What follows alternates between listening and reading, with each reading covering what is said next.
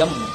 అమ్మ వాడి వత్త అయిపోనివ్వండి, 95 ఏళ్ళు రానివ్వండి, అమ్మ రాశీభూతమైనటువంటి సౌందర్యము. అమ్మ అంటే ప్రేమ. అమ్మ ప్రేమ లాంటి ప్రేమ లోకంలో ఇక ఉండదు.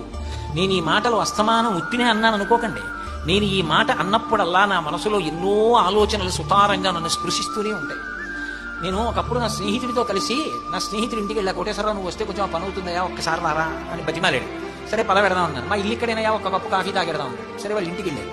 వాళ్ళ అమ్మగారిని, అమ్మ కాఫీ ఇయ్యమ్మా, నెలల నుంచి తిరుగుతున్నాను, ఆ పని అవ్వట్లేదు, ఇవాళ వీడిని తీసుకెళ్తున్నాను, ఆ పని అవుతుంది, కొంచెం అమ్మ ఒక్కసారి తొందరగా కాఫీ ఇయ్యమ్మా అన్నాడు. ఆ తల్లి గబగబా కాఫీ పెట్టించాడు. ఆ తల్లి నాకు ఇవ్వలేదు, అతనికి ఇవ్వలేదు. పవిట కొంగు ఇలా వేసేసింది, తెచ్చి ఇలాంటి బల్ల మీద పెట్టి తీసుకోండి అని వెళ్ళిపోయాడు. అదేమిటి మర్యాదకి ఇలా ఇస్తారుగా, ఇవ్వలేదే అనుకున్నాను. అమ్మ పెద్ద ఆవిడ పాపం ఏ ఇబ్బందో, తాగేసి బయటకు వచ్చేస్తుంటే అక్కడ ఆడుకుంటున్న పిల్లలు ఎదురొచ్చారు. ఇదేంటి వచ్చి వాళ్ళు అన్నారు, అంకుల్ మీకు తెలీదా, మా అమ్మగారిని చూశారా అన్నారు. ఏమైంది అంటే మధ్యాహ్నం మా అమ్మగారు అక్కడ నిలబడి మాట్లాడుతున్నారు, పెద్ద గాలి వచ్చింది, తలుపు పడిపోయింది, 4 వేళ్ళు అందులో తలుపు మధ్యలో చితికిపోయి నెత్తురు కారిపోయి వాచిపోయింది, ఇదంతా తెగిపోయింది, చూడలేదా అన్నాడు.